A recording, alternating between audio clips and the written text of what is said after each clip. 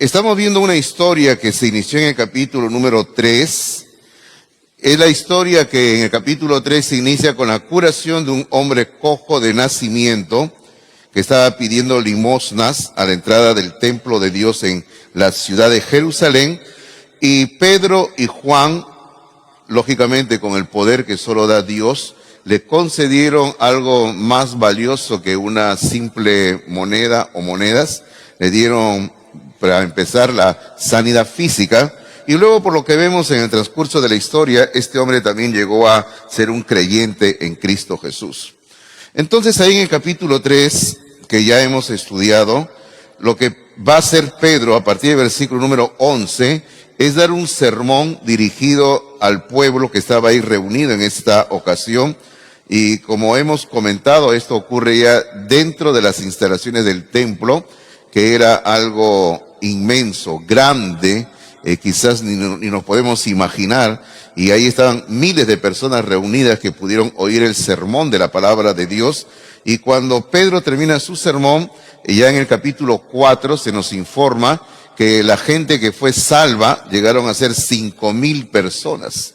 O sea, usted imagine cuántas personas habían ahí reunidos en lo que se llama, se llamaba, porque ya no hay, ¿no? Ahorita, la explanada del templo de Dios en Jerusalén.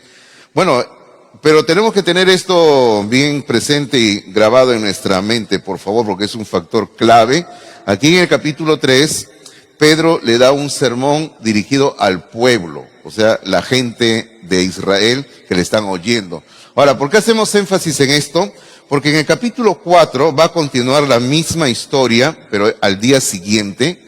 Y en el capítulo 4, Pedro y Juan, otra vez, juntamente ya con los demás apóstoles, van a dar un segundo sermón, que el contenido básicamente es el mismo que el del capítulo 3. Y el contenido de todo sermón cristiano siempre tiene como meta presentar a Jesucristo como el único Salvador. Porque fuera de Cristo no hay salvación, según la enseñanza general de toda la palabra de Dios. Y bueno, y aquí en el capítulo 4, ahora el auditorio es otro, ya no es el pueblo. En el capítulo 3, el auditorio es el pueblo, los oyentes son el pueblo, los que van a tomar una decisión por Cristo es el pueblo, pero vamos diciendo lastimosamente, no todo el pueblo creyó en Jesucristo. Una gran parte, pero no todos ellos. Y ahora en el capítulo 4, como dije hace un momento, la historia continúa porque el auditorio son los gobernantes del pueblo de Israel. Ahora, cuando hablamos de gobernantes, léase líderes religiosos del pueblo de Israel. Porque Israel se dirigía en aquel entonces por hombres que pertenecían a diferentes grupos religiosos. Yo creo que nosotros ya con la lectura, con el estudio que hemos hecho en más de una ocasión de la palabra de Dios, todos ustedes saben que habían grupos religiosos como los fariseos, los saduceos y otro más que grupos pequeños. Pero lo más resaltantes eran los fariseos y los saduceos. Y que de entrada ya en el capítulo 4 se nos va a decir que ahí estaban presentes los saduceos. Y aquí comienza una grave crisis en ese momento. Bueno, eso es lo que podemos decir para colocarnos en ambiente de lo que estamos estudiando. Y ahora vámonos al capítulo número 4 de Hechos, por favor. Espero que ustedes tengan sus apuntes. Y el capítulo número 4, vamos esta mañana, con la gracia de Dios, poder ver del versículo 1 al 22.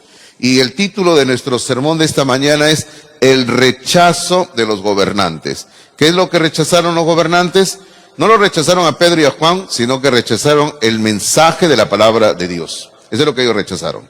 Cuando una persona te oye a ti la enseñanza de la palabra de Dios, cuando tú le hablas de Cristo a una persona, no te está rechazando a ti, sino que está rechazando la palabra de Dios.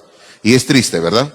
Porque a veces hay personas que pueden vivir rechazando el mensaje de la palabra de Dios y tristemente hay personas que mueren rechazando la palabra de Dios. Y es el triste porque ustedes saben que van a pasar una eternidad sin Dios, ¿verdad? Y eso es lo más triste que puede haber. No te entristezcas cuando te rechazan a ti, sino siéntete triste porque están rechazando la salvación en Cristo Jesús. Y eso es lo que va a ocurrir aquí. Pedro presenta su sermón y va a hacer un rechazo de la palabra de Dios. Bueno, y esta sección del capítulo 4, versículo 1 al 22, como usted puede observar en los apuntes que tiene ahí, lo hemos dividido en dos partes. Ahí dice número 1 y en la siguiente página dice número 2. Bueno, entonces vamos a ir viendo la primera parte. Número 1, usted coja su lápiz, su lapicero, por favor, y coloque ahí, dice, el resentimiento de los gobernantes. El resentimiento de los gobernantes. Del versículo 1 al 4. Bueno, todos entendemos lo que quiere decir resentimiento, entendemos el sentido de lo que quiere decir resentimiento.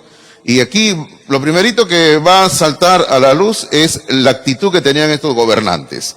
Y mire usted que la palabra de Dios nos va a decir aquí al comienzo, vamos leyendo cuál era la actitud de estas personas. Dice, versículo número 1 dice, hablando ellos al pueblo, ¿quiénes son ellos? Pedro y Juan, que están predicando en el capítulo anterior, capítulo 3, dice, hablando ellos al pueblo, vinieron sobre ellos los sacerdotes con el jefe de la guardia del templo y los saduceos. Ojo, vaya cogiendo este término, los saduceos, ¿eh?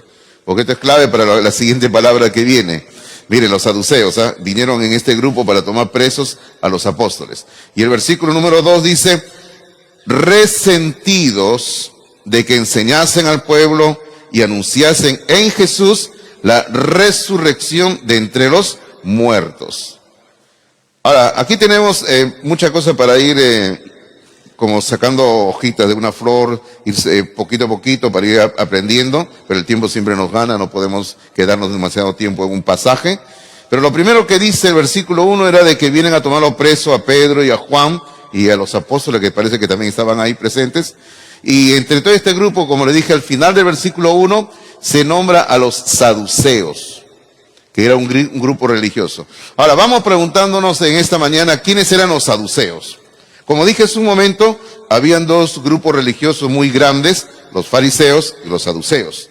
Los saduceos y fariseos tenían enseñanzas que eran diferentes entre ellos.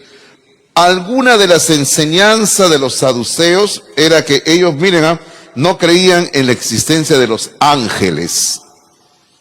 Nosotros sabemos que la palabra de Dios enseña que hay ángeles, ¿verdad? Y la Biblia dice que en el cielo hay millones de ángeles. Pero los saduceos no creían en la existencia de ángeles.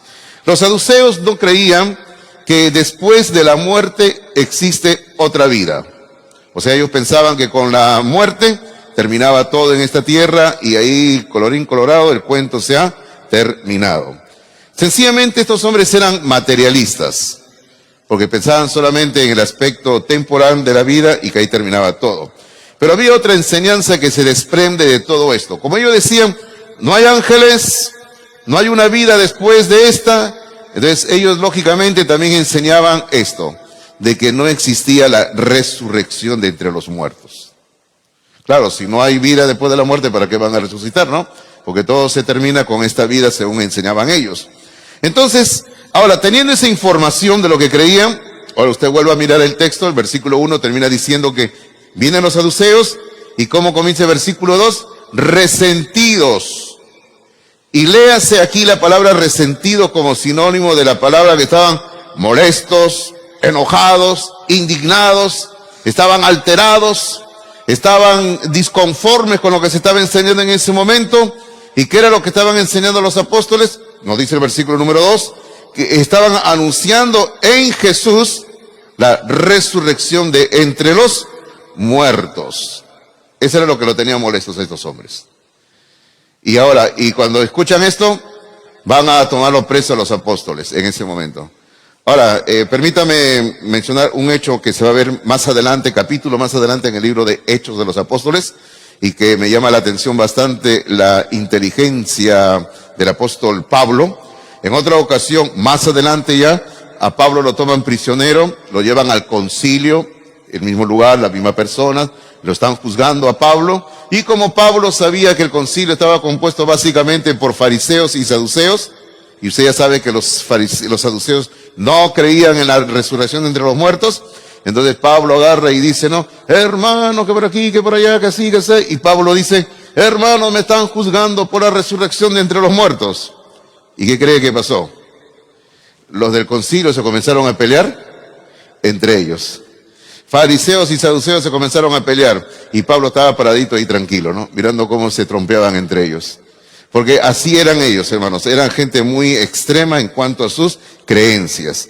Ahora, y aquí venía una situación muy grave para la religión de aquel entonces, que estaba compuesta por los saduceos.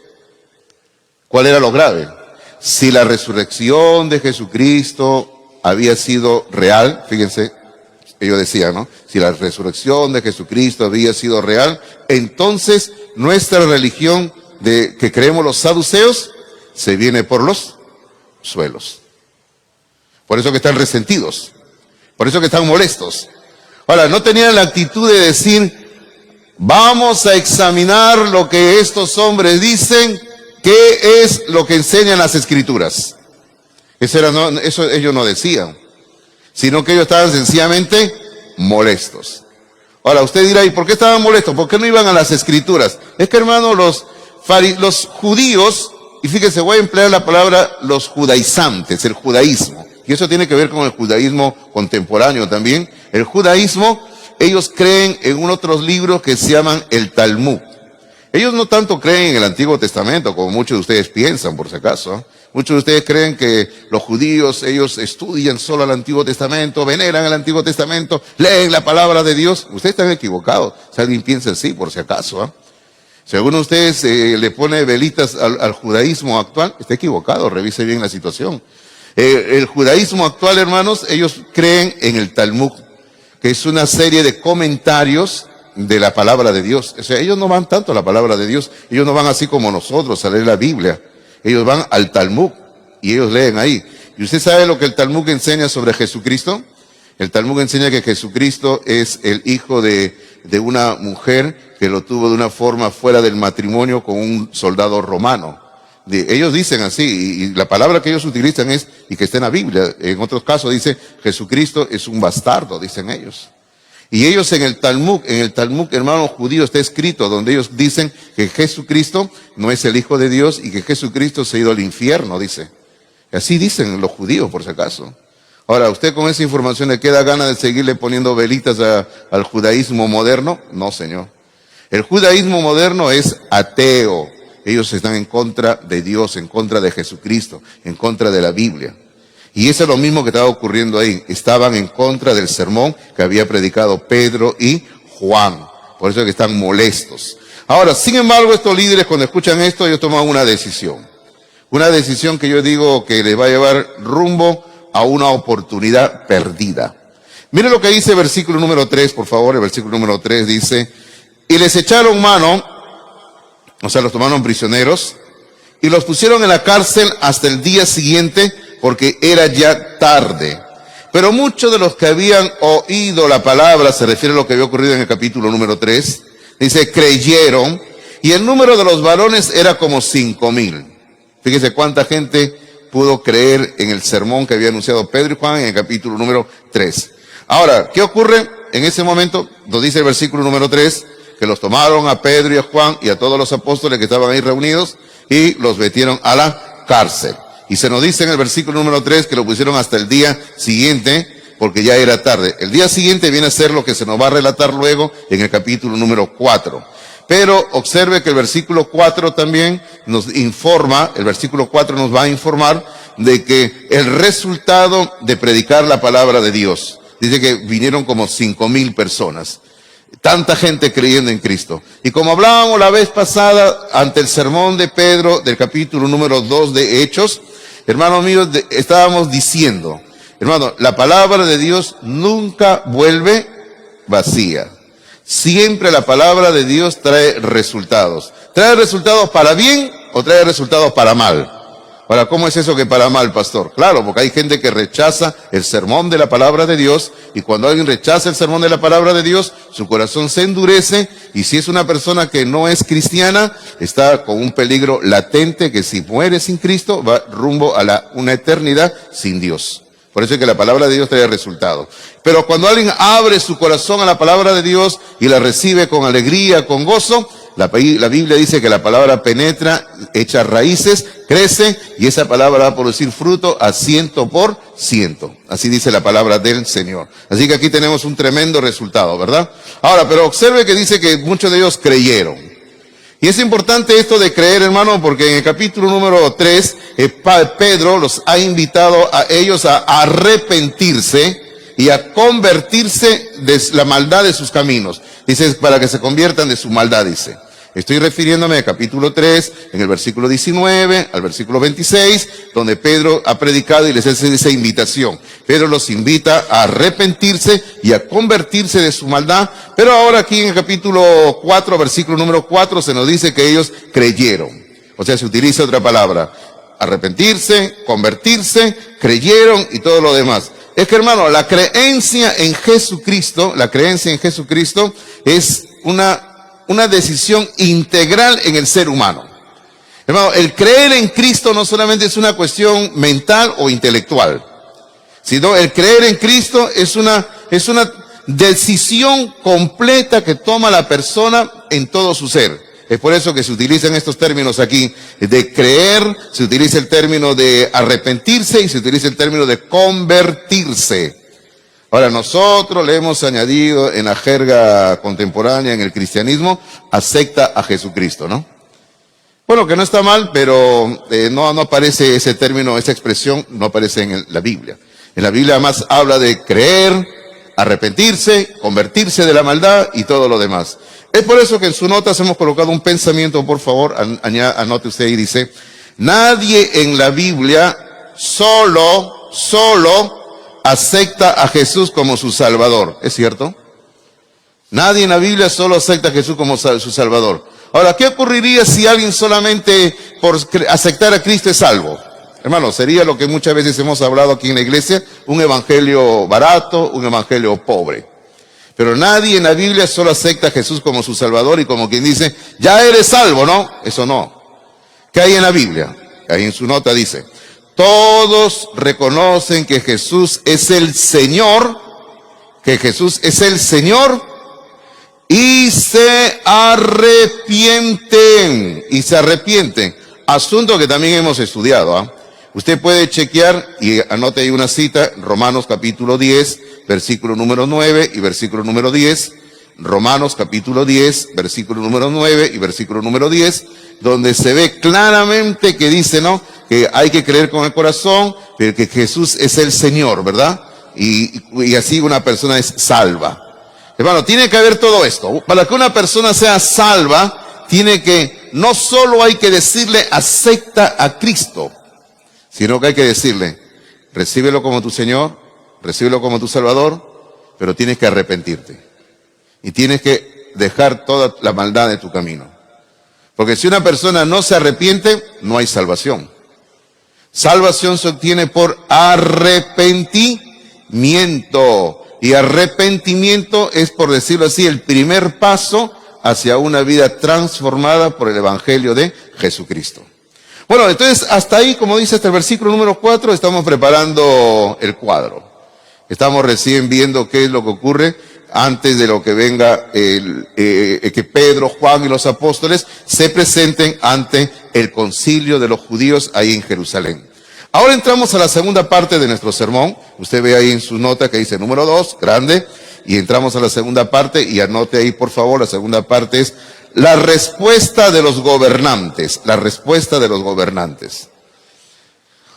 Lo primerito que va a haber aquí es un interrogatorio. Aquí, vamos a verlo ahora, del versículo 5 al 7. Luego vamos a ver un breve pero poderoso sermón del versículo 8 al 12, donde Pedro va a tomar la palabra. Y luego en el resto de la sección del versículo 13 al 22, vamos a ver cómo responden estos gobernantes. Tremendo, ¿verdad, hermanos míos? Ahora, ¿qué es lo que ocurre acto seguido? Bueno, del versículo 5 al 7 se va a producir un interrogatorio. Los han llevado a Pedro y a Juan y los apóstoles, los han llevado al concilio, la máxima autoridad judía en aquel momento, y comienzan a exigirle que le den una explicación de la sanidad.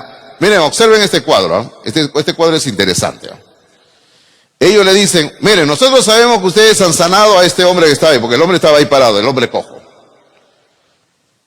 Y a ellos no les preocupaba tanto si era Dios el que lo había sanado. Ese no era el problema que ellos tenían. Sino que ellos le dicen, ¿con qué autoridad, en qué nombre, con qué autoridad ustedes lo han sanado? ¿Saben lo que ellos estaban diciendo? Nosotros les autorizamos a ustedes para que puedan sanar a este hombre. Eso le estaban diciendo. Nosotros les hemos dado a ustedes autoridad. Miren qué arrogancia que se estaban dándose estos religiosos judíos. Y eso es básicamente lo que les van a preguntar a ellos. Si ellos le habían dado autoridad para obrar este milagro. Créanme usted que nosotros no necesitamos la autoridad de ningún hombre para hacer la obra de Dios, ¿verdad? La obra de Dios se hace bajo la autoridad, el poder y la dirección de Dios, del Señor Jesucristo. ¿Qué dice usted? ¿Amén o no? No estoy de acuerdo. ¿Amén? ¿Es así? No necesitamos la autoridad de nadie. Usted no necesita la autoridad ni siquiera del pastor para que usted vaya a hablar de Cristo a una persona.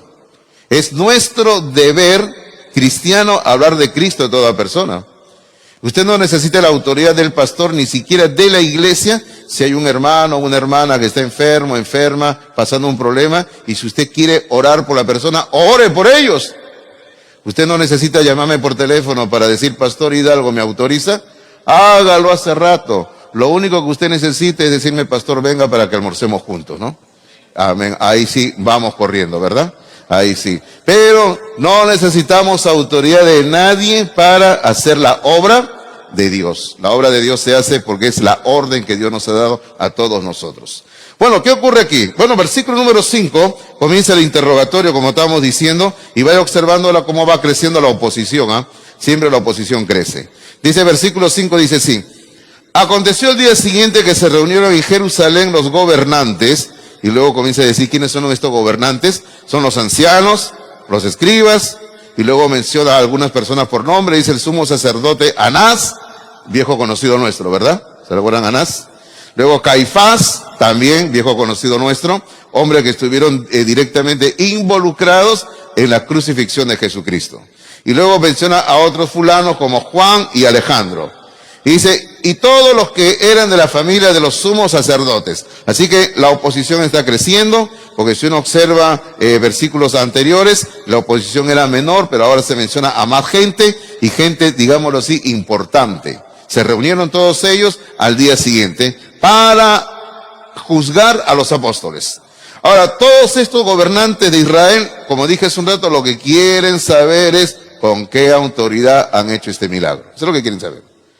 No les interesa el mensaje de Jesucristo, sino con qué autoridad. El versículo número 7, justamente eso le preguntan, dice, versículo número 7, dice, y poniéndoles en medio les preguntaron, aquí está la pregunta que le hacen a los apóstoles, ¿con qué potestad? La palabra potestad es sinónimo de autoridad. ¿Con qué autoridad o en qué nombre habéis hecho vosotros esto? Tremendo, ¿no? Miren de que no le están preguntando cuál es su enseñanza, cuál es su sermón, sino se preocupan por la autoridad. O sea, ¿quién les autorizó a hacer esto? No están queriendo oír la palabra de Dios, eso no les interesaba a esta gente, ellos sencillamente quieren saber con qué autoridad. Ahora, hermanos, vamos a entrar a una sección que es breve, del versículo 8 al 12, donde encontramos un resumen, porque no creo que haya sido todo el sermón de Pedro, porque Pedro se caracterizó siempre por hablar largo y tendido. Ese Pedro hablaba así bastante, eso es lo que la historia nos cuenta también, de que Pedro cuando hablaba no había quien lo detuviera, dice, Pedro hablaba y hablaba y hablaba y hablaba, ¿no? No tenían reloj como nosotros. Entonces, este Pedro va a dar un sermón del versículo 8 al 12. Y aquí Pedro, hermanos, escúchenme bien lo que le voy diciendo, no va a explicar tanto en qué nombre lo hemos hecho, sino que Pedro va a extender, va a presentar, va a decirles, aquí está la oportunidad de salvación.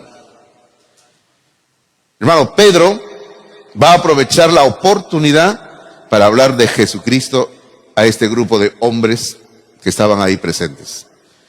¿Qué vamos aprendiendo ya de fondo, de plano, antes de entrar a esta sección del versículo 8 al 12? Aprendemos esto. Toda oportunidad debe ser aprovechada por nosotros para presentar a Jesucristo como el único Salvador. A usted le dan la oportunidad de hablar en un lugar, hable de Cristo. Usted va a una reunión de amistades, hable de Cristo. Porque a veces nos reunimos con algunas amistades, ¿no? Que hemos visto hace 80 años atrás, que no los vemos. Entonces, después de 80 años, muchos de ellos no son cristianos, no son cristianas. Hable de Jesucristo. Porque usted no sabe si va a tener la oportunidad de volverlos a ver. Hable de Cristo. Hace un tiempo me encontré con un viejo amigo de infancia y conversando, y él me decía, oye, ¿cuánto has cambiado? Me decía, y tú no te quedas muy atrás, le decía también, ¿no? Porque todos cambiamos, ¿sí o no? Todos que hemos cambiado. Y le digo, pero mira, yo no quiero hablar de que ahora que estás más gordo, más flaco, más viejo, menos pelo, nada de eso. Yo quiero hablarte de algo más importante. ¿Y qué es? Me dice. Quiero hablarte de la vida eterna en Cristo Jesús. Y hermano, y así tiene que ser. Tenemos que hablar de Cristo Jesús en todo momento. Porque ese es el mensaje más urgente que todos nosotros llevamos. ¿Qué dice Pablo en otro lugar? Dice que nosotros somos olor, perfume de muerte y perfume de vida. ¿Sí o no?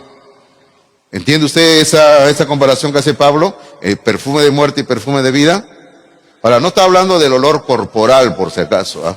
Ya, yo sé que algunos puede ser que tengan ese olor corporal, pero está hablando de nuestra presencia como cristianos, el mensaje que llevamos. El mensaje que llevamos para muchos es un olor de vida, porque nos oyen y llegan a la salvación en Cristo Jesús. Pero es un olor de muerte, porque algunos nos oyen, no reciben el sermón, endurecen su corazón, y como dije hace un rato, y si viven y mueren sin Cristo, van a una eterna condenación. Es un mensaje de muerte y es un mensaje de vida, según la palabra de Dios. Bueno, entonces aquí una vez más Dios, volviendo a nuestro texto del versículo 8 al 12, nos va a mostrar, para empezar en el versículo 8, algo clave que debe de tener el creyente, que es la llenura del Espíritu Santo. Y dice el versículo número 8, dice, entonces Pedro, lleno del Espíritu Santo, les dijo, Pedro lleno del Espíritu Santo. Qué hermoso. Ya hemos hablado harto sobre ser lleno del Espíritu Santo. Ser lleno del Espíritu Santo, hermano, no tiene que ver nada con lo que muchos hablan, que hablar lenguas, no tiene nada que ver con esto. Nada. Hermano, ser lleno del Espíritu Santo es sencillamente cuando una persona voluntariamente acepta ponerse bajo el control del Espíritu de Dios y el Espíritu de Dios comienza a obrar en su vida. Y este control en la vida del creyente se produce a través de la palabra de Dios. Porque según las Escrituras, ser lleno del Espíritu Santo, si comparamos el texto de Efesios con el de Colosenses, encontramos que ser lleno del Espíritu Santo es lo mismo que ser lleno de la palabra de Dios. Porque ambos, Espíritu Santo y palabra de Dios, producen los mismos resultados en la vida del creyente. Así que usted no puede divorciar el uno del otro. Están relacionados estrechamente, son uno solo, lleno de la palabra, lleno del Espíritu Santo. Y aquí encontramos a este Pedro que está lleno del Espíritu Santo. ¿Y qué es lo que va a hacer en este caso? Ahora, y todas las veces que aparece en el Nuevo Testamento, en el libro de Hechos, lleno del Espíritu Santo, siempre trae como resultado predicar la palabra de Dios, hablar la palabra de Dios con valor. Y esa es otra palabra que vamos a ver en un rato, que va a volver a aparecer aquí en el libro de Hechos. Siempre se va a repetir que ellos estaban llenos del Espíritu Santo, hablaban la palabra de Dios y lo hacían con valor, dice. Y aquí encontramos esto. Pedro, lleno del Espíritu Santo, comienza a predicar la palabra de Dios. Y vuelvo a repetir, ¿y quiénes son su auditorio? Se nos dice en este mismo versículo número 8. Dice, entonces Pedro, lleno del Espíritu Santo, le dijo, gobernantes del pueblo y ancianos de Israel. Ahora, ¿quiénes eran los ancianos? Los ancianos eran los que se dedicaban a preservar la tradición oral que tenía el pueblo. Eso se dedicaban los ancianos. O sea, hace un rato se recuerdan que yo les mencioné unos escritos llamados el Talmud. Ya, ese eran los ancianos. A eso se dedicaban los ancianos. Ellos no se dedicaban tanto, digamos, a estudiar la Biblia, la palabra, sino a preservar las tradiciones. Ellos decían la tradición, lo que fulano dijo, lo que fulano enseñó, y eso se dedicaban. Dice que ahí estaban presentes todos los religiosos en ese momento y Pedro le está predicando a todo ese grupo de religiosos. Ahora, lo que Pedro va a hacer, hermano, arrancando en el versículo número 9, es anunciar la muerte y la resurrección de Jesucristo. Y ojo, hermano mío, y va a culpar a estos líderes de lo que le hicieron a Jesucristo. Y créame usted, hermano, le voy diciendo desde ahora, que lo que Pedro hizo, culpar a los gobernantes de que ellos habían matado al Hijo de Dios, créame usted que eso requería de bastante valor, bastante agallas, bastante disposición a que si me tienen que matar, estoy listo a morir. Ahora, ¿y por qué cree que Pedro tenía ese valor? A ver, piense usted, lo que hemos dicho hace un momento. ¿Por qué cree que Pedro tenía ese valor? Porque Pedro estaba lleno del Espíritu Santo. Ahora, no era porque Pedro comía todos los días pólvora, por si acaso. Porque, bueno, a mí me han contado, dice que en el ejército, no sé, nunca estuve en el ejército, dice que le dan de comer pólvora, dice a los soldados ahí, no sé si será cierto, ¿no? Dice, para que tengan valor, dice, pólvora le dan a comer, no sé, ¿no? Si será así, ¿eh? Ya, pero Pedro no comía pólvora, por si acaso, ¿eh? Ahora, no es que Pedro también se había tomado un buen, ¿qué le digo, no? Un buen concentrado de chilcano, y Pedro estaba lleno ahí de fósforo, ¿no? Y Pedro dice, ahora sí, voy a ir, ¿no? a hacer esto, ¿no? Nada de eso. No se había ido a Piura Norte a tomarse un buen concentrado ahí. Me hace recordar cuando estuve en su tierra del hermano Javes. No hablemos de eso, hermano Javes, de cuando fuimos a la cevichería. Corte, exactamente, se queda entre nosotros, ¿ya? Historias de la vida, ¿no, hermanos? Historias de la vida. En ese tiempo estaba presente mi esposa. Sigamos con lo nuestro. ¿Ya? Entonces Pedro, ¿qué hace? Versículo número 9 dice, puesto que hoy se nos interroga acerca del beneficio hecho a un hombre enfermo, se refiere al cojo, de qué manera haya sido sanado. Eso era lo que le estaban preguntando, ¿de qué manera ha sido sanado Y ahora, versículo número 10, mire lo que dice Pedro. Sea notorio a todos vosotros y a todo el pueblo de Israel que en el nombre de Jesucristo de Nazaret, ojo, en el nombre de Jesucristo de Nazaret, a quien, observe lo que dice, a quien vosotros crucificasteis y a quien Dios resucitó de los muertos. Los está acusando, ¿sí o no? Los está acusando de que ustedes lo mataron. Permítame volver a leer esa parte, dice, a quien vosotros crucificasteis y a quien Dios resucitó de los muertos. Hermanos, de un solo tiro está matando a todo el auditorio, a los gobernantes. Les está diciendo, ustedes son culpables de haber matado a Jesucristo. Y hermano, y en ese momento esta gente podía decir, mátenos a Pedro, a pedradas, porque esa era su costumbre que ellos tenían. En el capítulo 7 y capítulo 8 vamos a ver cómo mataron a Esteban a pedradas. Y luego le dice, y a quien Dios resucitó de los muertos. Esto era directo contra los saduceos que estaban ahí presentes. Y luego sigue diciendo el versículo número 10, por él, por Jesucristo de Nazaret, que acaba de mencionarlo, línea más arriba, dice, por él, este hombre está en vuestra presencia sano. Y no lo podían negar. Ahí estaba parado el hombre, el cojo, el hombre que había nacido, que no podía caminar. Estaba ahí parado, no podían negarlo. Está este hombre sano aquí, mírenlo. Versículo número 11 dice, este Jesús, ahora ya habla de Jesús un poco más, dice, este Jesús es la piedra reprobada por vosotros los edificadores, la cual ha venido a ser cabeza del ángulo.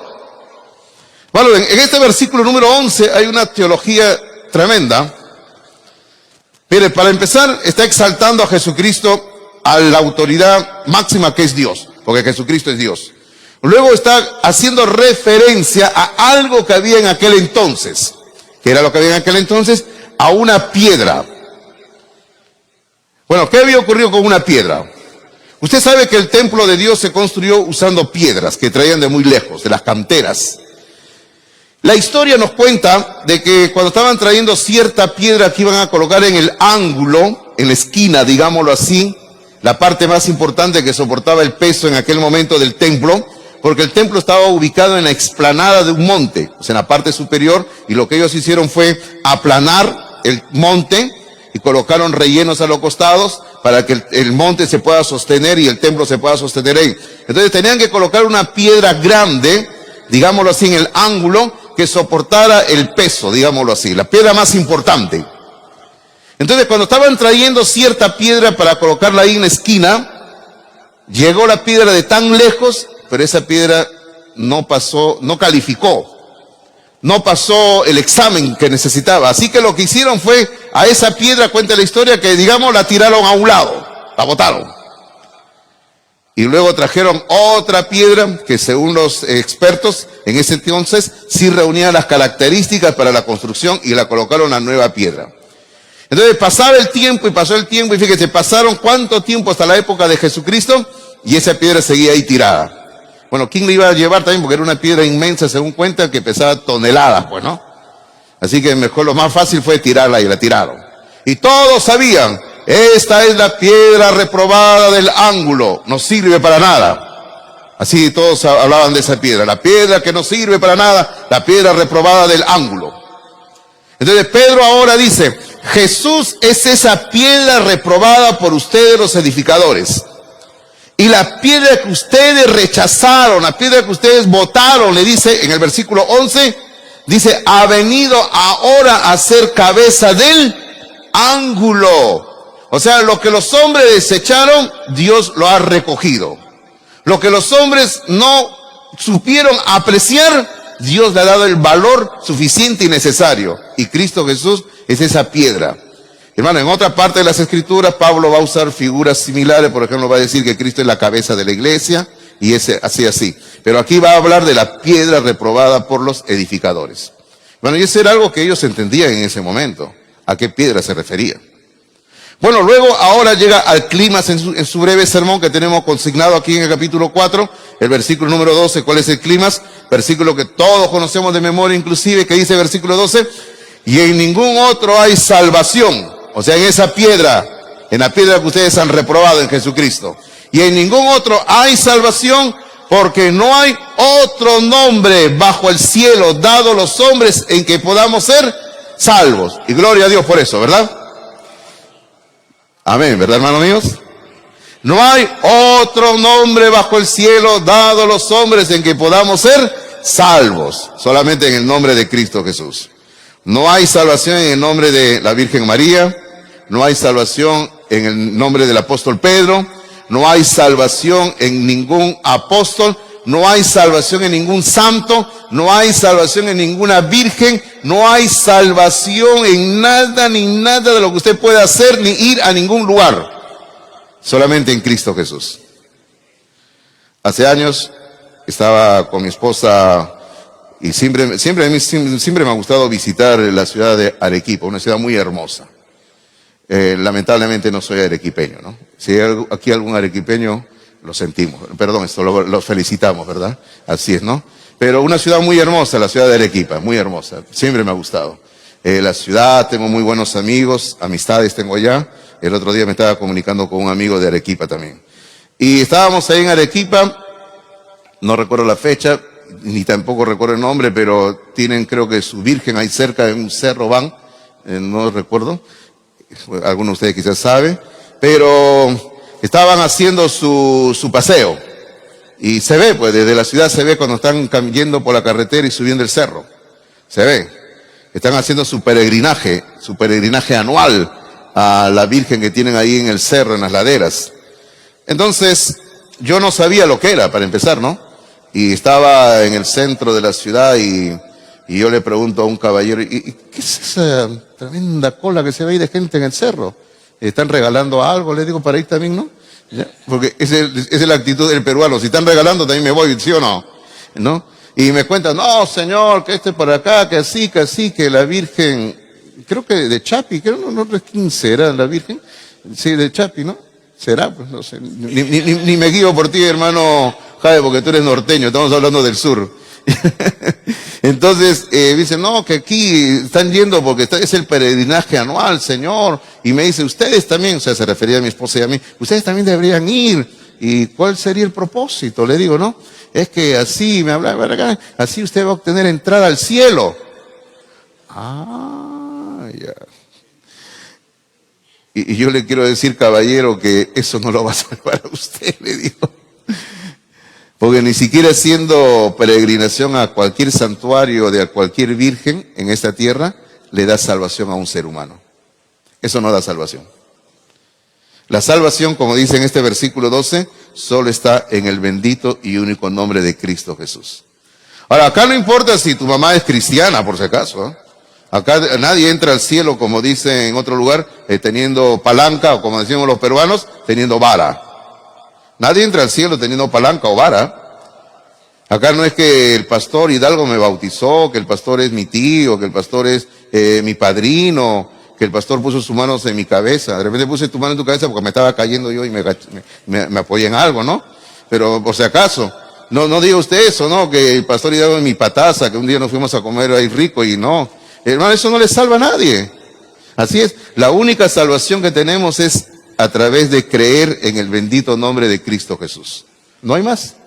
Como dice en este versículo 12, y en ningún otro hay salvación, porque no hay otro nombre bajo el cielo dado a los hombres en que podamos ser salvos. Ahora, cuando estos hombres oyen el sermón de Pedro, como digo, lo que tenemos consignado acá es breve pero poderoso, ¿cómo reaccionan? Y vamos a la reacción un poquito rápido porque el tiempo me está ganando. Del versículo número 13 al 22, mire usted, básicamente estos hombres van a reaccionar tratando de intimidar a los apóstoles. No creen, nos adelantamos a no creen, y los amenazan a los apóstoles. Versículo número 13 y 14, para empezar, aquí comienza con un asombro. Ellos se asombran. No se asombran del sermón, se asombran de Pedro, Juan y los apóstoles. Mire lo que dice el versículo 13, dice: entonces viendo el denuedo, o sea el valor que Pedro había tenido, cómo se había manifestado el valor, línea más arriba, les habían dicho, ustedes mataron a Jesucristo, ese era el valor, denuedo es valor. Dice, entonces viendo el denuedo de Pedro y de Juan, y sabiendo que eran hombres sin letras y del vulgo, o sea, sabían que Pedro y Juan y los apóstoles no eran hombres que habían ido a instituciones académicas, eran gente humilde, eran obreros, así digamos, eran obreros que no habían tenido acceso a la educación, por eso dice que eran hombres sin letras y del vulgo, y dice, se maravillaban. Hermanos, ellos no se maravillaban del sermón, se maravillaban de los mensajeros. Y se los estaban viendo, sabían que eran hombres sin una educación formal, pero lo único que les reconocían en todo esto de positivo, si seguimos leyendo el versículo 13, dice, y les reconocían que habían estado con Jesús. Eso sí es algo muy importante. ¿Por qué?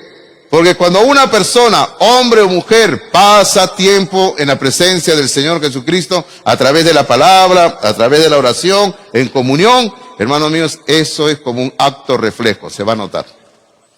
Se va a notar, va a ser evidente. Va a ser evidente cuando un hombre ha pasado tiempo con Jesucristo, en oración, a través de la palabra y todo lo demás. Por ejemplo, le doy solamente un ejemplo nada más. ¿Cómo usted puede notar que un hombre o una mujer está pasando tiempo en la presencia de Dios? Por lo que habla. Porque la Biblia dice que de la abundancia del corazón habla la boca.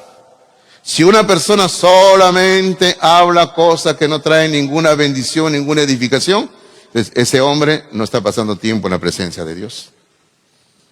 O esa mujer no está pasando tiempo en la presencia de Dios. Pero si es una persona que habla la palabra, habla cosas buenas, habla cosas positivas, habla cosas que son dignas de oírse, entonces uno puede decir, esta persona está pasando tiempo en la presencia de Dios. Y eso era lo que notaban en Pedro y en los apóstoles. Eso es lo que dice aquí, el versículo número 13, ¿no? Les reconocían que habían estado con Jesús. Y Jesús, cuando escogió a los apóstoles, se nos informa en los evangelios de que los escogió con ese propósito expreso, para que estén con Él, para que pasen tiempo con Jesucristo. Luego el versículo número 14 dice, siguen estos hombres maravillándose. ¿Y de qué más se maravillan? Dice el versículo 14. Y viendo al hombre que había sido sanado, o sea, están viendo al cojo que está ahí parado, al ex cojo, digámoslo así, dice que estaba en pie con ellos. Observe lo que dice al final, no podían decir nada en contra. Claro, ahí estaba la evidencia. Acá está el ex cojo, acá está Pedro y Juan predicando. ¿Qué podemos decir y hacer? No podían hacer nada. Hermano, lo único que les quedaba a ellos en ese momento era reconocer a Jesucristo, pero no lo van a hacer. Así que si seguimos viendo qué ocurre en el versículo 15, por favor, qué ocurre en el versículo número 15, aquí comienzan una serie de 2 errores que cometen estos hombres, los gobernantes. En el versículo 15 y 16 encontramos el primer error que cometen. Versículo 15 y 16 encontramos el primer error que cometen. Dice el versículo 15, dice, entonces les ordenaron que saliesen del concilio y conferenciaban entre sí, diciendo, ¿qué haremos con estos hombres? Porque de cierto señal, léase milagro, manifiesta ha sido hecha por ellos, no notoria a todos los que moran en Jerusalén y no lo podemos negar. O sea, no podía negar. El primer error que ellos admiten es que no pueden negar lo que los apóstoles hicieron ahora ni lo que están diciendo. O sea, no pueden negarlo. Ellos querían negarlo. O sea, ellos querían decir que todo era una farsa, que todo era palabrería, pero no podían hacerlo porque ahí estaba la evidencia. ¿Cuál era la evidencia? El ex cojo que estaba ahí presente. No podían hacer nada. Estaban atrapados, estaban entre la espada y la pared. ¿Qué hacemos ahora? Luego, el segundo error que van a cometer estos hombres está en el versículo 17. Dice, sin embargo, para que no se divulgue más entre el pueblo, amenacémosle para que no hablen de aquí en adelante a hombre alguno en este nombre. Segundo error, ellos deciden rechazar el mensaje, eso es lo que están haciendo aquí, están rechazando el mensaje, y este es el error fatal que ellos cometen como personas y como nación. ¿Por qué error fatal como nación? Porque bueno, hasta ese momento el Señor les sigue ofreciendo el reino. Que acepten a Jesucristo como el Mesías, pero lo rechazan. Y ellos personalmente también rechazan la oportunidad de salvación que el Señor les está dando. Pero ellos dicen, vamos a amenazarles para que no hablen. Bueno, aquí se está originando la primera señal, el primer esfuerzo de desaparecer a la iglesia de Cristo. La primera persecución. Luego vamos a ver otra, y luego en el capítulo 7 y 8, y luego más a lo largo del libro de Hechos. Es una bendición saber que la iglesia de Cristo ha crecido en medio de persecución. Ahora, la amenaza. ¿Qué ocurre con la amenaza? Versículo 18, intentan callarlos. Versículo 18 dice, y llamándolos les intimaron, o sea, les amenazaron, que en ninguna manera hablasen ni enseñasen en el nombre de Jesús. Cállense, le dice, no hablen de Cristo. No hablen de Jesucristo. Guarden silencio. Los están amenazando. Luego el versículo número 19 nosotros tenemos ¿cuál es la respuesta correcta ante la oposición que se pueda presentar en cualquier momento? Hermano, y esto es muy importante para nosotros los creyentes en el siglo XXI. Mira lo que dice el versículo 19. Dice, mas Pedro y Juan, como abanderados del grupo apostólico, líderes del grupo apostólico, respondieron diciéndoles, juzgad si es justo delante de Dios obedecer a vosotros antes que a Dios. ¿Qué es primero? ¿Obedecer las autoridades lo que dicen o obedecer a Dios? Dios es primero. Como siempre hemos dicho en esta iglesia y seguiremos diciendo, si algún día las leyes de nuestro país intentan que nosotros hagamos algo contrario a la palabra de Dios, como yo dije, hasta ahí se acabó la sujeción a la autoridad. Señores de la autoridad, ustedes sigan por su camino y nosotros por el nuestro.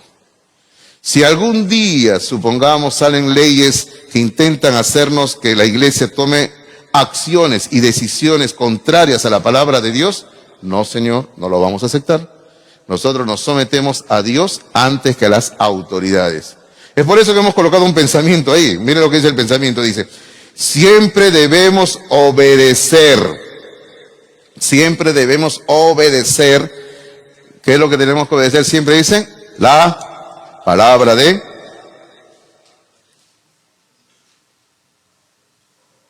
Dios. Siempre debemos obedecer la palabra de Dios y asumir las consecuencias